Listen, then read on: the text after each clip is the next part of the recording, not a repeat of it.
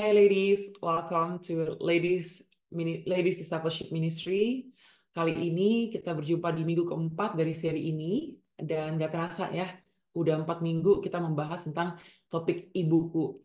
Dan topik yang kita bicarakan tentang ibuku menarik banget sih menurut saya pribadi. Yang pertama adalah saat hidup dimulai dengan pengorbanan. Yang kedua, saat sang ibu mengecewakan kita. Minggu lalu kita membahas saat harapan ibu dan anak tidak bertemu. Dan hari ini kita akan membahas bersama merangkai Hari Senja Ibu. Mungkin kalau ada papa di sini dia protes, kok ibu aja, papa enggak? Ya, karena temanya wanita, kita bahasanya ibu ya. Tapi kali ini memang lebih baik sih sebenarnya untuk ibu dan bapak. Jadi semoga kalau papa bisa dengar juga atau kalian bantu juga bukan cuma bantu ibu, tapi juga bantu papanya Anda semua. Oke, tanpa panjang lebar, kita menghampiri tata mulia Allah untuk berdoa, memohon Tuhanlah yang akan mencurahkan pengertian dan bagaimana kita bisa mengambil uh, ilmu di sini, tapi juga menerapkannya sesuai dengan yang dibutuhkan oleh keluarga kita. Jadi tidak semua sama, kebutuhan keluarga kita hanya kita yang tahu, dan Roh Kudus akan tunjukkan kepada kita apa yang kita perlu sampaikan dengan cara yang benar, di waktu yang tepat, untuk kebaikan sesama, dan juga kita minta pimpinan Tuhan untuk memberitahukan kepada kita bagian yang mana yang kita perlukan untuk diterapkan dalam keluarga kita sesegera mungkin. So, tanpa panjang lebar, mari kita berdoa. Bapa di surga, Tuhan Yesus dan Roh Kudus, terima kasih Tuhan. Pagi hari ini kami bisa bangun, tetap bisa segar, tetap bisa menjalankan rutinitas kami Tuhan karena kebaikan Tuhan. Hidup kami adalah anugerah dari Tuhan dan kami sangat bersyukur Tuhan. Dan kami sangat bersyukur Tuhan adalah Allah yang menuntun hidup kami. Allah yang mengajarkan kepada kami kebenaran demi kebenaran. Allah yang membuka mata pikiran kami, mata hati kami untuk melihat kebutuhan-kebutuhan di luar sana. Tapi yang terpenting kebutuhan dalam rumah kami, orang tua kami, kakak adik, pasangan hidup kami, anak kami, cucu kami, siapapun yang bagian dari keluarga kami Tuhan, tanggung jawab kami. Kiranya Engkau memimpin kami semua Tuhan untuk bisa mengatur kehidupan dengan benar, dengan baik, dan juga kami diberikan hikmat oleh Roh Kudus untuk bagaimana menginspirasi orang sekitar kami, terutama orang tua kami Tuhan, bagaimana cara mereka menggunakan keuangan mereka, dan juga bagaimana mereka mengatur masa depan mereka di usia senja. Tuhan, tolong kami, biarlah kami bisa punya pengertian baru, dan biarlah ini berguna bukan hanya untuk keluarga kami, tapi bila ada masanya di mana kami harus sharing dengan orang lain, kami punya pengetahuan yang bisa membantu mereka juga terinspirasi karena pertolongan Roh Kudus. Tuhan, biarlah Kau dipermuliakan, berkati kami semua, dan berbicara Tuhan melalui hamba-Mu. Atas nama Bapa, Putra, dan Roh Kudus, kami ucap syukur dan berdoa. Haleluya, amin. Oke, so ladies, kita membahas ini ya, betapa pentingnya pembahasan tentang bersama merangkai Hari Senja Ibu.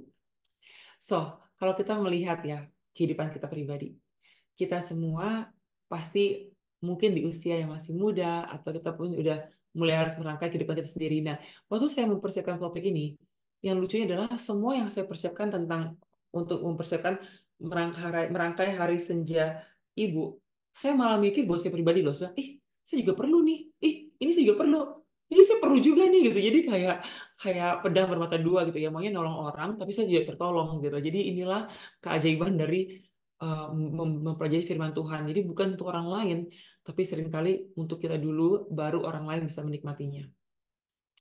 Kita semua pasti ingin hidup dengan damai dan sejahtera. Nah, kesejahteraan keluarga kita itu penting banget untuk kita pribadi, betul ya? Kita pasti merindukan untuk semua keluarga kita yang dalam naungan kita, semua kesejahteraan mereka terjamin. Maka itu kita bekerja keras agar mereka tidak kekurangan, agar saat mereka membutuhkan kita punya, termasuk anak kita, cucu, atau pasangan kita, ataupun sepupu kita, saudara kita, adik kakak kita, dan sebagainya, orang tua kita. Kita tuh selalu mengasihi mereka. Dan kenapa kita orang Asia, orang Indonesia, punya tradisi di mana kita tuh cinta kepada keluarga kita, karena mayoritas orang Indonesia tuh cinta keluarga. Dari kecil kita lihat bagaimana orang tua kita mengurus oma opa kita. Kita lihat bagaimana orang tua kita berinteraksi dengan tante, om, dan saudara-saudaranya dia, dengan ponakan-ponakannya dia. Dan kita juga lihat bagaimana orang tua kita memberikan begitu banyak kasih pengorbanan kepada kita, yang menginspirasi kita. Karena mereka benar-benar berjuang untuk kita. Mereka kerja keras, mereka menabung, mereka memberikan yang terbaik untuk kita. Agar mereka bekerja sebaik-baiknya untuk bisa memberikan yang terbaik bagi kita. Dan kita melihat dari orang tua kita. Maka itu kita juga ingin menjadi seperti mereka kemudian harinya. Maka itu ini juga secara tidak langsung kita pun bersikap kepada orang tua kita, memberikan teladan bagi anak kita. Bagaimana nantinya kalau kita tua, oh, ingat gak dulu mama sama papa nggak ngurus oma sama opa seperti ini. Ah, nanti kalau mama papa udah tua, aku harus ngajarin anak-anak aku untuk ngurus oma opa seperti aku lihat mama papa ngurus oma opa. Ngerti kan? Jadi teladan kita tuh bukan cuma menolong orang tua yang kita kasihi, tapi memberikan teladan bagi orang di sekitar kita untuk melihat ini loh standar yang baik. Ini SOP, standar operational procedure yang baik untuk mengurus orang tua kita. Nah, tapi saya juga mengerti bahwa tidak semua orang seberuntung kita yang masih punya orang tua. Ada yang orang tua udah pergi, ada juga yang memiliki, ada juga orang tuanya yang mungkin bercerai, tinggal di kota lain, terpisah, udah lama nggak ketemu.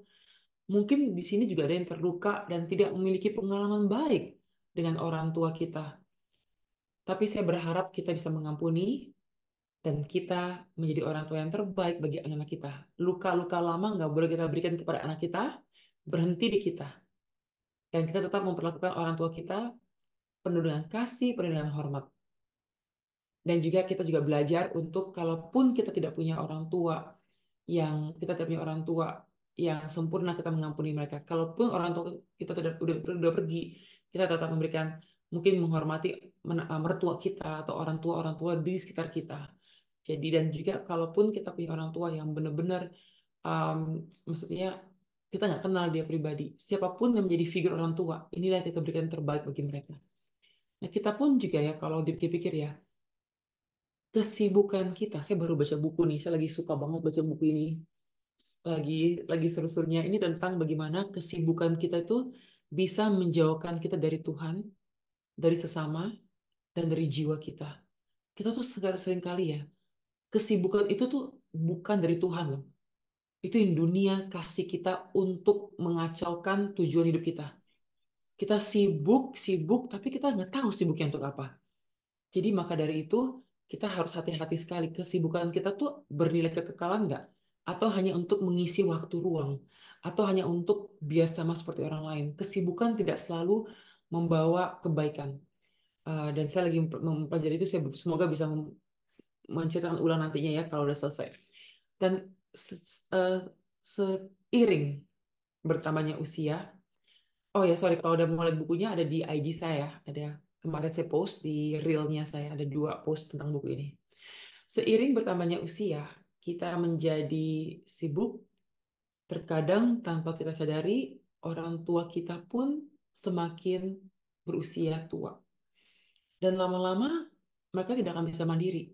Saya boleh tahu nggak, kalau orang tua Anda masih ada di sini, boleh nggak Anda tulis di chat umurnya orang tua Anda berapa? Jadi saya tulis papa saya dulu ya. Papa saya 65, ibu saya 64. Ini orang tua saya usianya, papa dan mama. Boleh tahu nggak, kira-kira Anda semua, apakah ada usia nanti, ada usia masih 40-an bapaknya atau ibunya, atau dari 50-an, atau 60, 70, kalaupun udah nggak ada juga nggak apa-apa, yang nggak usah ditulis juga nggak apa-apa. Oke, jadi biar kurang lebih tahu lah, berapa tahun lagi kita persiapan untuk kita bantu mereka merangkai masa tua mereka. Oke, thank you untuk tulisnya. Oke, ya sekitar 60-an, 70-an ya. Ada 55 juga, oke. Oke, nah sambil kalian tulis, saya coba lanjut sedikit ya. Nanti ada saatnya kita juga harus menyeimbangkan kehidupan kita dengan kehidupan orang tua kita. Kita harus belajar untuk mengevaluasi bagaimana kita bisa membantu orang tua kita untuk mereka bisa menikmati hidup dan bermanfaat di waktu masa senja mereka. Saya sedih sekali kalau kita berpikir bahwa orang tua harus depan TV tiap hari nungguin anak cucu pulang ke sekolah, pulang kerja, baru nanti makan bersama. Mereka bisa melakukan lebih banyak lagi hal-hal yang lebih bermakna. Hidup mereka tidak boleh hanya di ruang tamu, di kamar, ruang tamu, kamar. Jangan sampai orang tua kita yang tadinya aktif, tapi kita batasi cuma karena usianya mereka. Marilah kita bantu agar mereka bisa menikmati masa senja mereka. Saya melihat di sini ada sekitar umurnya 60-an, 70-an, 50-an. Jadi sekitar itu ya umurnya orang tua. Jadi 80-an belum ada ya orang tua kita yang 80-an. Oke, ya, thank you. Nah, saat kita lagi melihat ini semua ya, saat kita lagi melihat bagaimana kita pun juga harus berkontribusi untuk merangkai merangkai masa senja orang tua kita. Tekanan ini mungkin membuat kita kayak, ya ampun Tris, hidup saya kewalahan loh. Udah urus suami, urus anak, urus kerjaan, atau masih single tapi banyak kerjaan, banyak tugas dan sebagainya. Terus disuruh lagi untuk ngurusin orang tua. Tapi ya, please remember this. Hasil positifnya dengan membantu mereka untuk bisa merangkai ini, membawa kedamaian untuk kita loh. Kita lebih tenang, mereka lebih teratur hidupnya, mereka punya banyak hal-hal yang mereka bisa nikmati. Kita pun juga bahagia karena orang tua kita bahagia. Kalau orang tua kita sedih, kita pasti akan sedih gitu. Jadi ini sebenarnya kebaikan untuk sesama, kebaikan untuk satu keluarga besar. Nah, apa sih yang Alkitab katakan tentang hidup bahagia sampai tua? Atau bahasa Inggrisnya grow old gracefully. Kita bawa dulu ya ke Yesaya 46 ayat 4. Yesaya 46 ayat 4 ini powerful banget. Ini janji Tuhan bagi kita semua orang percaya. Dikatakan begini, sampai masa tuamu aku tetap dia, dan sampai masa putih rambutmu, aku menggendong kamu. Aku telah melakukannya dan mau menanggung kamu terus. Aku mau memikul kamu dan menyelamatkan kamu. Tuhan mengasihi kita. Sekalipun kita bertambah tua usia kita, rambut memutih, kulit keriput, kita tetap anaknya Tuhan. Masa tua kita, Tuhan tetap jaga kita, menggendong kita seperti bayinya dia, anak-anaknya dia. Ia menanggung kita, ia melindungi kita, memikul kita, menyelamatkan kita. Jadi remember that, engkau untuk selama-lamanya. Seusia apapun kamu anaknya Allah yang hidup. Yang kedua, 2 Korintus 4 ayat 16 berbunyi seperti ini. Eh, Janganlah tawar hati juga sewaktu menghadapi maut. Sebab itu kami tidak tawar hati, tetapi meskipun manusia lahiriah kami semakin merosot, namun manusia batinia kami diperbarui dari sehari ke sehari. Sekalipun tubuh kita merosot, tapi jiwa kita diperbarui. Maka dari itu, remember this. Orang tua kita pun harus diperbarui hari demi hari. Ulangan 34 ayat 7. Ulangan 34 ayat 7. Musa berumur 120 tahun ketika ia mati. Matanya belum kabur dan kekuatannya belum hilang. Hebat ya. Saat dia menghadap ke Tuhan untuk selamanya, mata dia belum kabur dan kekuatan dia belum hilang. 1 Timotius 5 ayat 8. 1 Timotius 5 ayat 8. Tetapi jika seseorang jika ada seseorang yang tidak memelihara sanak saudaranya, apalagi seisi rumahnya, orang itu murtad dan lebih buruk daripada orang yang tidak beriman. Kita dipanggil Tuhan untuk mengurus keluarga kita dengan apa kita miliki, dengan kelebihan kita, dengan campur tangan Tuhan. Yoel 2 ayat 28. Kemudian daripada itu akan terjadi bahwa aku akan mencurahkan rohku di atas semua manusia. Maka anak-anakmu, laki-laki dan perempuan akan bernubuat, orang-orangmu yang tua mendapatkan mimpi, turunan-turunanmu akan mendapatkan penglihatan-penglihatan. Ini janji Tuhan bahwa kita semua diberikan panggilan oleh Tuhan, penglihatan oleh Tuhan, diberikan kasih karunia oleh Tuhan. 1 Tawarik 29-28. Kemudian matilah ia pada waktu itu dan telah putih rambutnya. Lanjut umurnya, penuh kekayaan dan kemuliaan. Kemudian naiklah Raja Salomo, anaknya menggantikan dia. Ini dikasih tahu bahwa Daud seperti apa pas dia pergi. Telah putih rambutnya, lanjut umurnya, penuh kekayaan dan kemuliaan. Nggak miskin ya. Opa Daud nggak miskin ya. Salomo menjadi pengganti jadi sebagai raja, tapi dia bukan meninggal dalam kekurangan. Amsal 20-29. Hiasan orang muda ialah kekuatannya, dan keindahan orang tua ialah uban. Jadi kalau Anda punya rambut putih, jangan berkecil hati, itu adalah keindahan yang Tuhan sediakan bagi orang-orang yang udah punya banyak pengalaman hidup. Ini untuk kita semua nih sekarang. Imamat 19 ayat 32. Engkau harus bangun berdiri di hadapan orang ubanan, dan engkau harus menaruh hormat kepada orang yang tua, dan engkau harus takut akan Allahmu. Akulah Tuhan. Harus penuh hormat kepada orang yang jauh lebih tua, terutama orang tua kita. Imamat 19 ayat 32. Amsal 23 ayat 22. Dengarkanlah ayahmu yang memperanakan engkau, dan janganlah menghina ibumu kalau ia sudah tua. Jangan menghina dan dengarkanlah nasihat orang tua kita. 1 Timotius 5 ayat 1-2. Janganlah engkau keras terhadap orang yang tua, melainkan tegurlah dia sebagai bapa. Tegurlah orang-orang yang muda sebagai saudaramu, perempuan-perempuan tua sebagai ibu, dan perempuan-perempuan muda sebagai adikmu dengan penuh kemurnian. Inilah firman Tuhan. Semoga kita terinspirasi dari apa yang Tuhan katakan melalui firman-Nya, bagaimana kita harus mengasihi, menghormati, dan membantu orang yang lebih tua agar mereka bisa hidup dengan penuh um, damai sejahtera. So, sekarang kita akan melihat organisasi WHO menemukan uh, penelitian tentang orang-orang tua di dunia. Menurut Organisasi Kesehatan Dunia, orang-orang di seluruh dunia hidupnya lebih lama daripada zaman dulu kala. Dan akhirnya orang-orang itu kebanyakan maka pun juga berharap untuk usia lanjutnya mereka lebih di atas 60 tahun lebih. Nah, setiap negara akan mengalami pertumbuhan baik dalam jumlah maupun proporsi penduduk lanjut usia. Jadi artinya berapa puluh tahun ke depan akan jauh lebih banyak orang tua, orang yang berusia senja daripada peningkatan dari anak-anak yang lahir. Jadi kayak akan populasi manusia yang berusia senja akan jauh lebih banyak. Jadi ini adalah suatu kebutuhan di masa depan juga. Dikatakan oleh WHO pada tahun 2030, 1 dari 6 orang di dunia yang akan berusia 60 tahun lebih. Terus di mana porsi penduduk berusia 60 tahun akan meningkat 1 miliar pada dari tahun 2020 ini kemarin menjadi 1,4 miliar pada tahun 2050. Jadi populasi itu akan jauh lebih banyak daripada sebelumnya dan meningkat dua kali lipat, dan juga 80 tahunan meningkat 3 kali lipat. Jadi orang berusia 80 tahun akan sekitar 425 juta orang.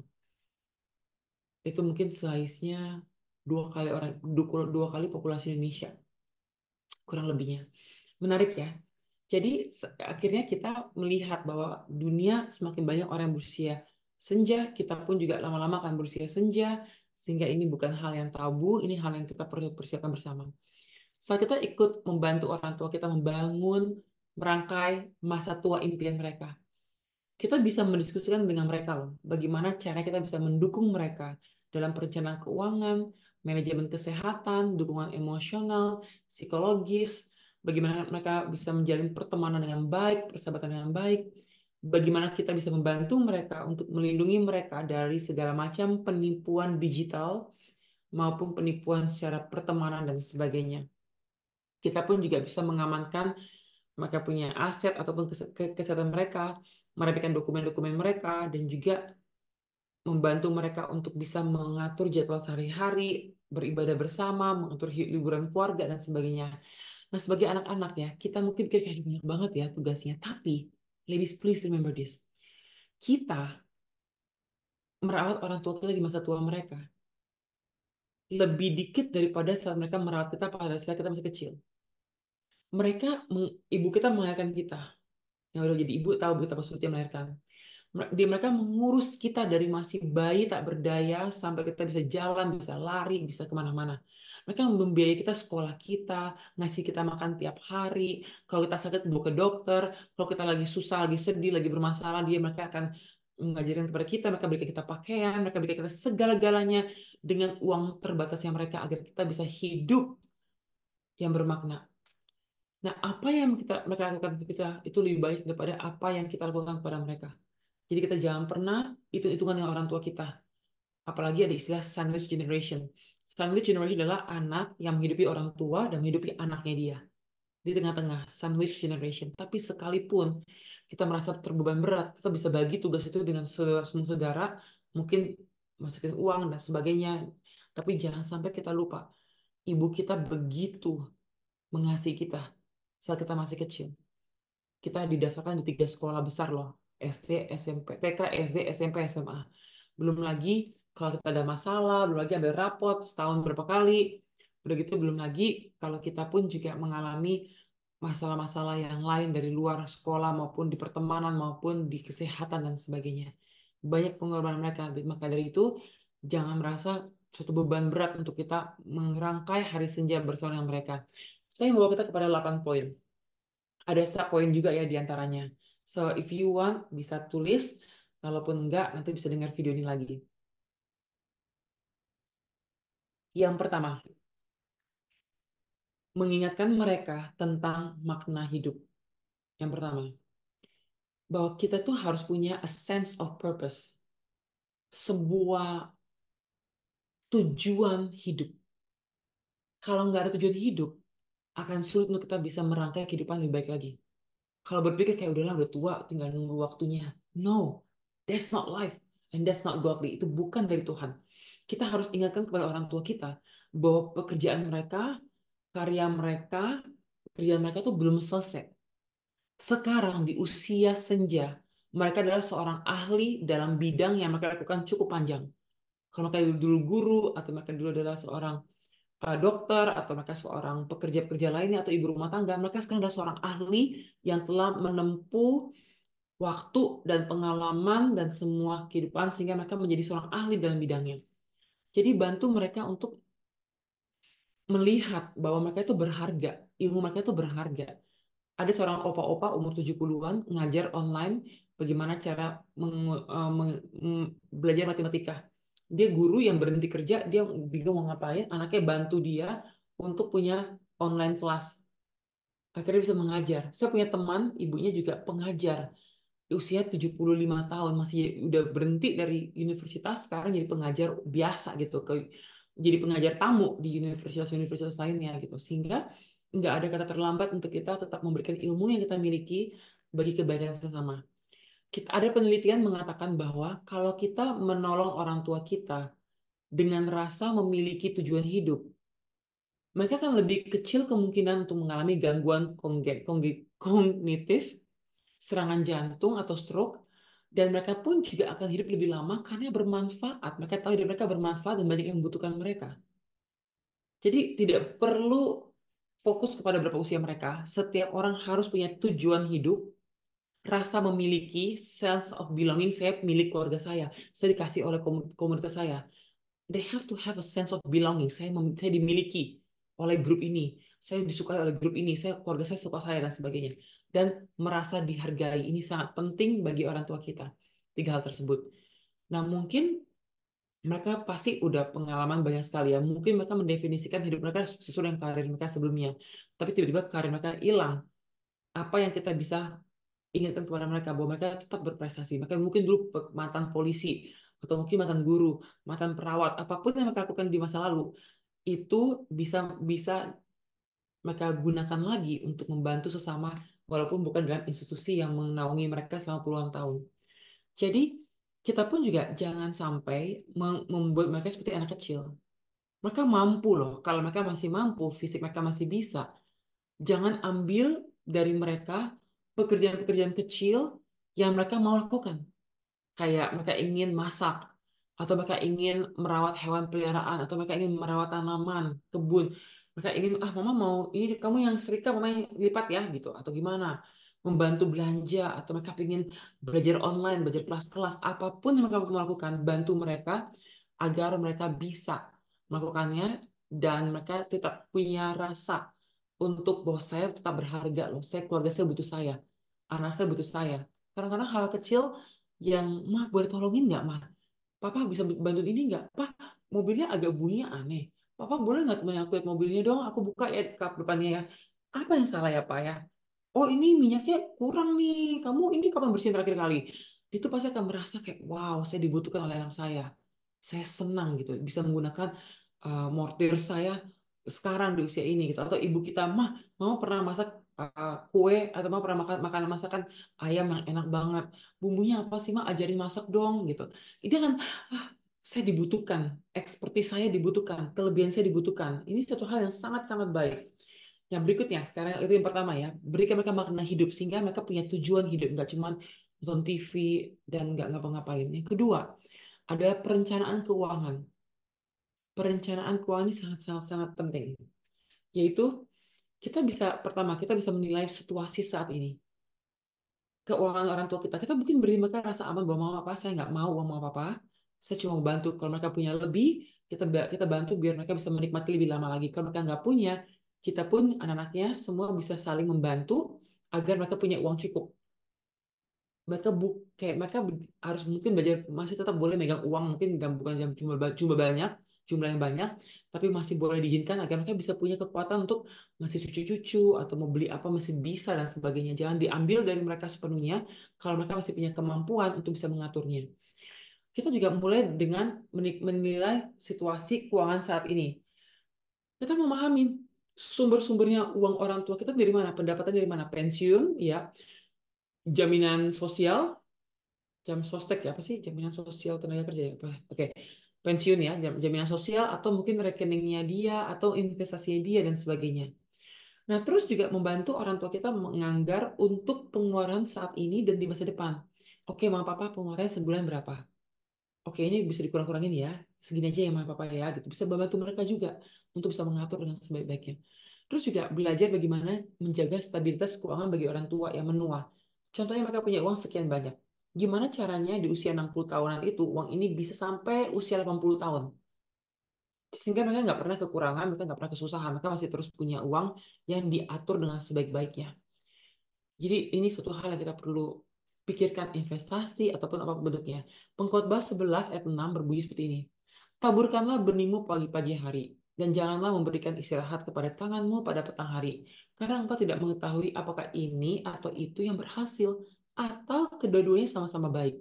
Diajarkan kepada kita oleh pengkhotbah untuk belajar berinvestasi, menaburlah di banyak tempat sehingga saat itu bertumbuh kita bisa menggunakannya.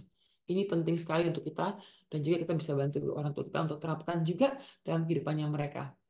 Ketiga, manajemen perawatan kesehatan, healthcare management. Perawatan kesehatan ini penting banget. Kita menjelajahi bagaimana cara kita mengelola dan merencanakan kebutuhan perawatan kesehatannya orang tua kita. Ini penting loh, jangan tunggu sakit baru kita panik semuanya. Kita harus belajar untuk mempersiapkan sedini mungkin karena pasti kita akan berhubungan dengan dokter. Yang pertama, jadi dari manajemen perawatan kesehatan ya, kita harus memilih penyedia layanan kesehatan dan fasilitas yang tepat. Jadi Anda di rumah Anda, kalau Anda tinggal sama orang tua Anda atau rumah orang tua Anda cek rumah sakit terdekat di mana. Oke, bagus nggak? Kalau kurang bagus, yang kedua terdekat, yang ketiga terdekat. Cari tahu dokternya siapa aja di sana. Cari tahu kalau dari rumah ke sana berapa waktu. Dan nanti gimana prosedurnya. Oke, daftarnya gini, gini, ini. Cari tahu aja. Walaupun belum dibutuhkan, tapi kalau pas dibutuhkan, kita nggak panik. Kita tahu hubungi dokter siapa, gimana cara pendaftarannya, nanti gimana cara parkirnya, ke sana gimana caranya dan sebagainya. Kita menyediakan, kita memilih ya, memilih rumah sakit, memilih dokter, kita yang membantu agar orang tua kita dapat yang terbaik. Itu kalau kayak gitu ya, bukan untung-untungan loh. Kita boleh memilih dokter yang mana. Kita tanya sama teman-teman kita, kalau dokter untuk kolesterol di mana sih yang bagus? Oh, si A, enggak, gue dokter B, enggak, gue dokter C. Oke, cek dulu dokter A, B, C bedanya apa? Atau, untuk orang sakit diabetik, itu di mana ya rumah sakit yang bagus ya? Jangan ke sini, nggak bagus dokternya, bagusnya ke sana. Tanya-tanya aja, sebelum diperlukan, tanya-tanya. Pas diperlukan, udah punya informasinya, udah punya nomor teleponnya, udah punya nama dokternya, dan sebagainya. B, memahami opsi asuransi kesehatan. Asuransi kesehatan banyak macam ya, ada BPJS, ada asuransi swasta, cari juga rumah sakitnya kemana, dan sebagainya. Ini penting. C, merencanakan perawatan jangka panjang. Kalau ada apa-apa sama orang tua kita, mau perawatan di rumah, panggil suster, dokter ke rumah, atau tinggal di rumah sakit, atau opa oma kita, orang tua kita pingin banget tinggal di panti jompo. Nggak apa-apa, karena di sana di beberapa panti jompo yang mewah, mereka punya dokter dan suster. Jadi mereka anytime mereka mau ada suruh atau apa, pencet bel aja di kamarnya mereka, dokter akan datang. Jadi itu lebih cepat daripada perawatan di rumah sakit maupun di rumah. Terus dan juga pertemanan juga banyak kayak di sana ya. D, manajemen obat dan pemeriksaan kesehatan rutin. Jadi manajemen obat itu adalah kita yang mengatur obatnya mama papa kita. Papa mama kita beliin kontainer obat, taruh stiker pagi, siang, sore, malam, liatin ini hari-harinya. Udah makan obat nggak mah? Papa udah minum obat. Ayo gitu. Jadi kita bisa mengatur dengan sebaik-baiknya. Mah, papa ini obatnya jangan dicampur ya, karena ini nggak bagus kalau campur. Ini buat sore, ini buat pagi gitu. Itu juga bisa kita bantu untuk bisa mengatur manajemen obat maupun pemeriksaan kesehatan rutin. Eh, kita bantu mereka untuk melatih tubuh dan pikiran mereka. Olahraga ringan tuh penting untuk membangun dan bukan cuma untuk membangun dan menjaga kesehatan tubuh, tapi juga melakukan aktivitas-aktivitas sehari-hari, menciptakan kebanggaan, kepercayaan diri, rasa mandiri, dan hidup mereka akan jauh lebih bermanfaat nantinya. So, ini tentang manajemen perawatan kesehatan ya. Saya boleh jujur ya, ini terlalu singkat di waktu yang sangat singkat ini. Anda mungkin harus tambah-tambahkan lagi dengan yang lain-lainnya. Ini cuma beberapa dari begitu banyak yang kita bisa persiapkan. Semoga ini bisa memberikan inspirasi untuk membangunkan pengertian kita akan bagaimana cara kita menata bersama orang tua kita. Berikutnya adalah dukungan keempat, dukungan emosi dan psikologis. Emosi dan psikologis kita, pikiran dan hati kita. Mengatasi mengatasi aspek emosional dan psikologis dari penuaan. Nah, ini penting banget untuk kita ketahui bahwa saat orang tua kita, ibu kita terutama, mengalami menopause, dia akan sangat emosional. Kepanasan terus-terusan, dan hormon-hormonnya benar-benar berubah dan kekacauan yang terjadi. Kita harus belajar untuk bisa mengerti rasanya seorang ibu, emosinya seorang ibu yang tubuhnya berubah, kulitnya berubah, semuanya berubah. Dari yang aktif sekarang harus pelan-pelan, dari yang dulunya apa aja bisa, sekarang nggak semuanya bisa. Mengerti frustasinya seorang ibu atau seorang bapak secara emosional maupun psikolog dalam masa penuaannya mereka. Jadi kalau mereka marah-marah, mereka ngambekan dan sebagainya, kita harus belajar untuk mengerti. Wah, sulit loh untuk mengalami transisi tersebut. Sama kayak waktu kita remaja. Kita nggak tahu kenapa tiba-tiba kesel aja sama orang tua kita. Kita jadi kayak pengen keluar tuh sama teman-teman. Ini kebalikannya. Ini yang kita bisa lihat juga dari orang tua kita. B, mengatasi dampak emosional dari penuaan pada orang tua dan anak-anak. Jadi, kita harus mengerti bahwa orang tua kita mungkin tidak punya tenaga seperti dulu. Kita juga harus mengajak anak-anak kita untuk menghormati orang tua kita, untuk mengerti orang tua kita, dan begitu juga orang tua kita kepada anak kita. C, kita menjaga kesehatan mental. Nah, ini penting banget. Karena kita berpikir kayak enggak mama papa kan bahagia lah, mereka punya berdua selalu kemana-mana barengan dan sebagainya. Tapi seringkali yang kita lupa adalah orang tua itu sering sekali merasa kesepian. Karena anak-anak semua kerja, cucu pergi sekolah, pulang ke rumah semua capek dengan segala masalah, makan pun juga cuma dengerin mereka cerita. Maka jarang mau tahu masalahnya si oma dan si opa. Maka dari itu, seringkali oma opa itu merasa kesepian.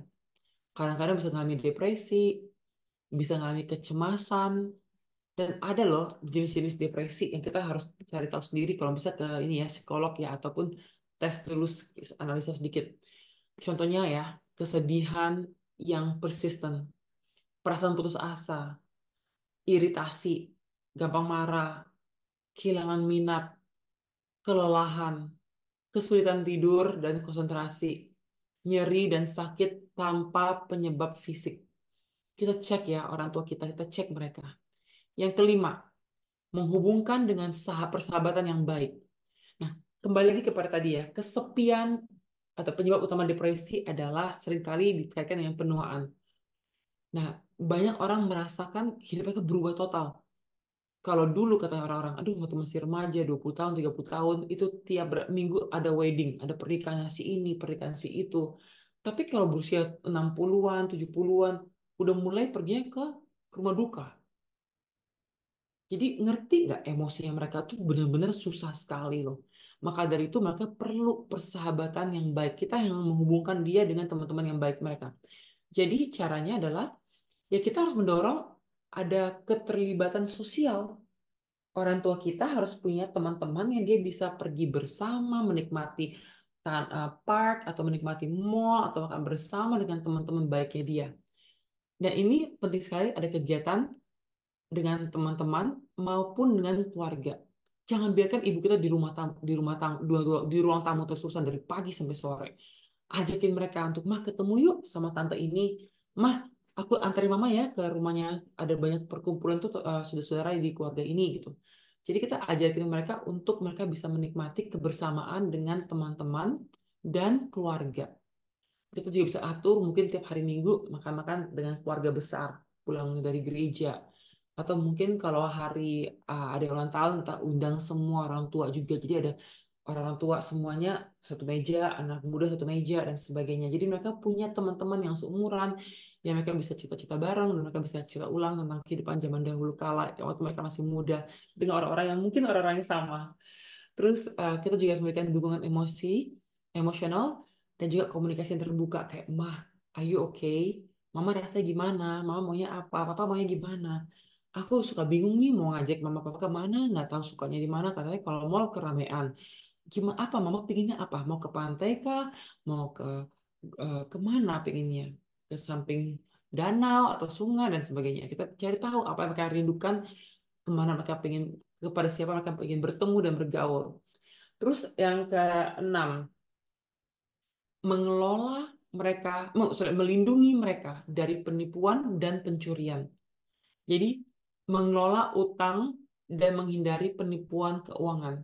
Kita bantu mereka untuk kalau seandainya orang tua kita pernah punya utang, gimana caranya kita dengan uang yang mereka miliki kita bisa mengatur pembayarannya sehingga mereka tidak bermasalah, dan juga mengajarkan kepada mereka bahwa banyak sekali kejahatan-kejahatan di dunia ini dengan bercerita berkomunikasi bahwa, "Mah, hati-hati ya, Pak, hati-hati ya, sekarang lagi banyak orang pura-pura kirim undangan melalui WhatsApp, ini ya undangannya, jangan dibuka, nggak kenal jangan dibuka, kalaupun kenal nanya itu apa ya, apa boleh screenshot nggak itu isinya apa, saya mau lihat dulu."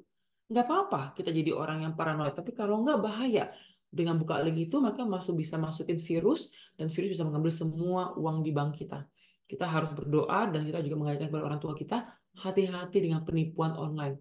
Macam-macam lah sekarang penipuannya. Yang terbaru adalah mereka bisa pakai muka kita, videonya kayak kita, suara kayak kita. Itu artificial intelligence, itu intelijensia buatan, tapi bisa mirip sekali. Maka itu penipuan-penipuan semakin banyak sehingga kita harus mengajarkan kepada mereka perbankan maupun sosial media maupun artificial intelligence, intelijensia buatan manusia, agar mereka tidak terkecoh dengan penipu yang semakin hebat hari demi hari. Oke, sekarang ke-7. Mengamankan dokumen hukum yang tepat dan pengacara yang baik. Ini bukan untuk menakuti orang tua kita, tapi seringkali orang tua kita lupa kalau orang tua kita nanti pergi one day. Kita semua akan pergi. Tinggal tunggu waktunya Tuhan ya. Bisa-bisa kita duluan loh daripada orang tua kita. Tapi kita semua harus belajar untuk mengatur apa yang Tuhan percayakan dalam rumah kita. Harta kita, kekayaan kita, semuanya. Gimana cara kita mengatur warisan? Wasiat tuh penting loh. Kalau ada apa-apa dengan saya mau dikuburin seperti ini atau mau kremasi, saya mau ini. Terus saya juga mau rumah saya untuk bagi hasil, bagaimana saya, atau rumah saya nggak boleh dijual, hanya boleh dinikmati oleh keluarga yang mau tinggal di situ dan sebagainya. Apapun kita mau tulis di wasiat. Karena kita nggak pernah tahu loh, jangan sampai orang berantem atau ada yang merebutkan sampai orang lain kekurangan. Kita punya anak 4, si Koko yang paling depan, ah itu semua bonus saya, kamu nggak dapat apa-apa. Kasihan adiknya. Tapi kalau kita tulis adik anak-anak semua, "Kak, ini semua milik kalian berempat, nggak boleh dijual. Yang mau tinggal boleh. Kalau mau tinggal situ, sisanya uangnya bagi hasil. Jadi anggap itu sewa, bagi hasil. Sewanya berapa di situ, bagi 4, kamu ambil 1, sisanya buat adik kamu dan sebagainya. Contoh ya. Jadi cari tahu gimana caranya biar kita adil dan semua keluarga kita sejahtera. Kita mungkin punya surat kuasa, punya apa dan sebagainya. Itu penting sekali. Terus perwalian atau dan konservatori. Kita juga mau tahu siapa yang menjadi wali kita kalau tiba-tiba orang tua kita terjadi apa-apa gitu ya. Contohnya teman saya, orang pas opanya usia 85 tahun, bisnismen, dia harus tulis di kontraknya di Singapura kalau keputusan apapun yang papa saya lakukan saat ini itu tidak bernilai secara hukum karena usia 85 tahun papa saya udah mulai lupa-lupa. Sehingga kalau orang jahat ngasih selembar kertas, tolong oh, Pak, tanda tangan Pak, silakan. Hah, kenapa? Tanda tangannya. Tanda tangan. Ternyata diketik nanti yang lainnya gitu. Teman saya kemarin kena loh, jadi ada orang yang dipercaya suruh tanda tangan di kertas kosong. Pas udah berapa bulan kemudian kertasnya diketikin sama orang itu, bahaya sekali. Tapi teman saya tanda tangan. Tapi teman saya punya bukti tanda tangan itu kertas kosong karena katanya untuk hal yang lain gitu. Jadi dia untung punya bukti tapi nggak tahu secara hukum itu berbahaya sekali. Jadi kita harus melindungi orang tua kita. Perwaliannya siapa, usia berapa mereka harus decision makingnya bukan mereka lagi, harus orang lain karena mungkin daya tahan ingatan mereka turun ataupun mereka gampang diarahkan oleh orang-orang yang jahat dan sebagainya. Jadi kita harus tulis itu. Kita juga harus tahu apa hak hukum orang tua kita dan melindungi mereka. Mereka harus punya martabat ya. Ini uang mereka, milik mereka, mereka harus punya. Kita juga remind them bahwa kita harus punya perencanaan warisan atau distribusi aset. Ini penting karena banyak sekali keluarga berantem cuma gara-gara orang tua nggak jelas siapa yang dapat warisan dan bagaimana cara distribusinya. Ke 8, merencanakan jadwal harian, jadwal keluarga, dan waktu doa. Kita bersama-sama bisa membuat jadwal bersama, jadwal kita semua, plus jadwalnya oma opa. Jadi nanti ketemunya kapan? Makan malam ya, oma opa, kayak malam. Nanti hari Sabtu baru jalan-jalan seharian dan sebagainya. Nanti doa kita jam sekian ya oma opa gitu. Kita membuat jadwal tersebut dengan keluarga juga, dengan keluarga. Yang kedua, jadi ini jadwal kita lakukan bersama. Jadi oma tahu, lihat cucunya, oh kayak anak-anak saya Senin sampai Jumat jam segini sibuk kerja. Oh cucu saya sekolah dan sebagainya. Terus nanti kita juga lihat eh, yang kedua adalah menetapkan tempat dan waktu untuk doa. Ada doa bersama, ada doa individu. Kita kasih ruangan tempat duduknya oma. Oma ini tuh tempat doa ya. Ada Alkitab, ada kacamatanya dia di situ, ada air dan sebagainya. Jadi oma bisa membaca firman di tempat yang sudah disediakan. Kita pun juga sama. Kita pun juga ada waktu doa bersama. Doa bersama itu kayak kayak ini keluarga, mesbah keluarga. Jadi kita bilang oma, opa, malam hari setelah makan malam kita semua kumpul ya 1/2 jam di ruang tamu untuk kita bagi-bagi firman, doakan, kesaksian, memuliakan Tuhan dan sebagainya. 1/2 jam lah sebelum semuanya istirahat tidur. Bikin sehingga orang tua kita pun juga punya waktu beribadah dengan anak cucunya. Secara individu juga kita udah harus juga atur ini mama pas bangun tidur langsung doa di sini ya, nanti malam doa di sini juga ya, gitu itu bisa bantu. It's okay ma for you dan sebagainya. Liburan keluarga ini penting banget karena kita harus mengatur juga kapan orang-orang boleh mengunjungi kakek dan nenek atau kapan kita yang bersama-sama ke tempat lain, ke rumahnya keluarga yang lain karena ganti suasana dan sebagainya. Ini penting sekali karena merencanakan jadwal mereka membantu kita untuk mereka memiliki hidup yang bermanfaat. Jadi jangan sampai kita eh, nggak mengatur waktu dengan sebaik-baiknya sehingga orang tua kita pun jadinya missing out banyak acara-acara yang menarik gitu, yang kayak acara ulang tahunnya siapa, saudara sepupunya, kakaknya, adiknya dan sebagainya. Kita bantu mereka untuk mengatur ini semua. Jadi mengaturnya liburan keluarga ini penting diatur untuk mengetahui siapa yang kapan datang ke rumah kita, kapan liburan bersama-sama. Tanya sama orang tua kita pengen kemana, mama papa. Aduh pingin sekali mama papa ke Bali nih, belum pernah gitu. Oke, kita atur ya, tapi kalau gitu jangan yang pas lagi jangan yang bulan rame karena mahal dan juga pasti kita nggak enak antri-antri cari coba bulan yang sepi. Kita cari tahu apa sih kerinduannya orang tua kita. Pingin apa kita bisa bantu untuk capai itu. Oke, sebagai penutup, tips dan sumber daya praktis ya. Kita harus membuat orang tua kita merasa dihormati, didengar, dan mendorong mereka untuk berbagi pengetahuan mereka dan kreativitas mereka. Mereka tuh orang-orang hebat yang punya karya yang jadi expert dalam bidangnya. Hargai itu sampai mereka tua. Kalau perlu, tanya kepada mereka, Mah, waktu kerja tuh kayak gimana sih rasanya? Terus tantangan paling besar apa? Pernah nggak berantem sama bos? Pernah nggak ada orang yang iri di kantor? Tuh mama handle gimana? Cari tahu, itu pelajaran berharga gitu. Kita juga belajar untuk ini, berempati dengan mereka, dan membantu mereka juga mengakui atau mengatasi perasaan mereka juga. Jadi kamu mama rasa gimana? Mama lagi sedih. Kok udah jarang ini? Mama sedih. Rasa apa, Ma? Di hati ya. Oke, apa yang perlu aku lakukan untuk mama bisa lebih nyaman lagi dan sebagainya. kita juga harus mulai belajar juga mengakui dan menghargai nilai yang ditawarkan oleh orang tua kita. Bahkan tugas-tugas kecil, Mama ini, oh ya masak ya, Ma makasih ya udah masak ya, hargai itu. Papa bersihin kebun kamu tuh di belakang. Aduh Pak, bagus banget, thank you so much ya Pak ya. Papa udah ganti oli di mobil. Aduh, thank you so much Papa, makasih banyak. Aduh Papa, bener-bener ya aku bersyukur banget. Hargai kebaikan mereka. Bikin mereka antusias untuk melakukan banyak aktivitas-aktivitas yang membuat mereka menjadi lebih sehat, termotivasi, kuat. Terus juga mungkin bersama-sama kita bisa mempelajari hobi atau tugas bersama kayak mama pengen belajar jahit atau mama pengen belajar melukis. Ikut ah, aku ikut ya Ma ya, kita barengan ya belajar lukis dan sebagainya. Sehingga memori mereka, otak mereka dipakai dengan benar sehingga mereka akan daya ingat yang lebih tinggi dan mereka nggak gampang sakit dan nggak gampang lelah karena mereka hidupnya bermakna.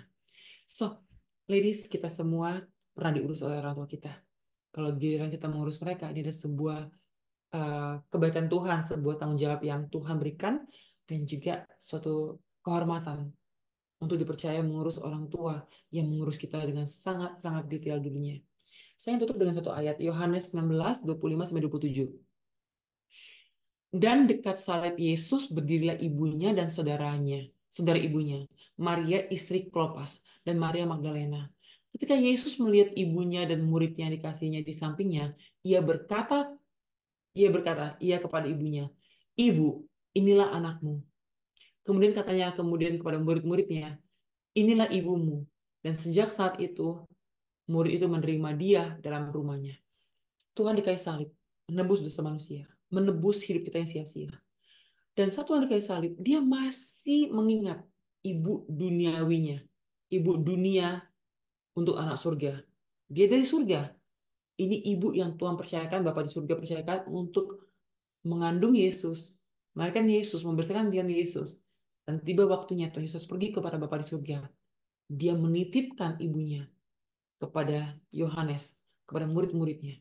Sehingga ibu itu hidupnya terjamin, tidak akan sengsara, tidak akan susah, karena ada pertolongan dari murid-muridnya yang akan mengambil dia sebagai ibunya mereka juga. Kalau Tuhan kita mengajarkan kepada kita untuk menjaga ibu bapak kita, dengan teladan Tuhan Yesus menjaga ibunya agar tidak kekurangan. Di abad pertama sangat sulit menjadi orang yang tidak punya anak atau punya anak tapi nggak punya suami. Sehingga ia tahu apa kesulitan tersebut dan dia menjaga agar orang tuanya tidak, ibunya tidak sengsara dan tidak ada yang nemenin. Dia make sure ada yang menjaga ibunya. Kita lah si penjaga ibu dan bapak kita. Tapi kita harus ngomong dengan penuh hormat. Mereka adalah suatu jiwa yang berharga. Mereka adalah pribadi yang udah mengerti asam garam dunia. Sehingga kita pun ngomong jangan seperti anak-anak yang sok tahu, tapi bersama dengan mereka mengundang mereka, ma, papa. Atau kalau kalau terlalu sensitif, kita bilang, ma, papa, aku ingin merangkai hidup aku. Ini ada rencananya aku mau merangkainya kesehatan, keuangan, pertemanan dan sebagainya. Menurut Papa Mama gimana ya? Karena kadang-kadang kalau bukan untuk dia bisa, ini bagus loh. Mama juga mau deh ikutannya. Padahal sebenarnya buat dia. Tapi karena kita tidak langsung bilang, Mama harus belajar ini ya, ini harus belajar ini ya, biar Mama bisa pintar. Enggak. Kita harus menghormati, menghargai, dan bikin mereka yang merindukan untuk bisa mempelajari persiapan tersebut. Maka dari itu, kita semua yang dikasih oleh Tuhan, marilah kita membantu orang tua kita merangkai masa tua, masa senja dengan seindah-indahnya. Karena one day kita akan ada di posisi posisi tersebut. Jadi kita bisa merefleksikan untuk kita pribadi maupun juga untuk orang yang kita kasih itu orang tua kita. So, tanpa panjang lebar, kelas berakhir. Saya akan tutup dengan doa. Saya berdoa dan berharap Anda punya hikmat dari Tuhan untuk bagaimana caranya mengatur dengan sebaik-baiknya orang tua kita agar mereka bisa hidup nyaman, menikmati kebaikan Tuhan, dan juga hidupnya masih berdampak di usia mereka dan mereka masih tetap fit untuk menjalankan kehidupan mereka hari demi hari. So, saya akan tutup dengan doa. Setelah itu kita akan masuk ke dalam tanya jawab yang hanya eksklusif buat yang bergabung di Zoom ini. Mari kita berdoa. Bapa di surga, Tuhan Yesus dan Roh Kudus, terima kasih Tuhan. Kami bersyukur Engkau memilih orang tua kami yang menolong kami, yang menuntun kami Tuhan saat kami masih kecil, dan membantu kami untuk bisa menjalankan kehidupan kami yang sebaik-baiknya. kali ini giliran kami Tuhan yang membantu mereka untuk bisa menikmati masa tua mereka. Mereka pun juga bisa menggunakan waktu mereka dengan sebaik-baiknya dan mereka bisa memuliakan Tuhan dalam roh dan kebenaran. Tolong kami ya Tuhan, kiranya Engkau dipermuliakan. Tuntun kami Tuhan agar setiap perkataan membawa kemuliaan bagi nama Tuhan Yesus. Dan kami juga berdoa Tuhan, setiap dari kami yang salah dalam dalam berbicara, berkomunikasi dengan orang tua kami mohon maaf. Kami juga bersyukur bagi kami yang sama mengasihi orang tua kami dengan obat yang sama ataupun dengan mengasihi orang tua kami dengan apapun yang telah berikan kepada kami, kiranya Engkau memberkati kami juga Tuhan. Kami mengucap syukur Tuhan untuk kemampuan yang Kau berikan untuk kami bisa saling mengasihi dan mengasihi mereka yang terlebih-lebih mengasihi kami saat kami masih kecil. Tuhan tolong kami, biarlah keluarga kami hidup dalam damai sejahtera Tuhan. Kami memuliakan Tuhan dan satu keluarga kami, seisi keluarga kami juga memuliakan Tuhan. Terima kasih Tuhan Yesus, kami ucap syukur dan berdoa. Haleluya, amin.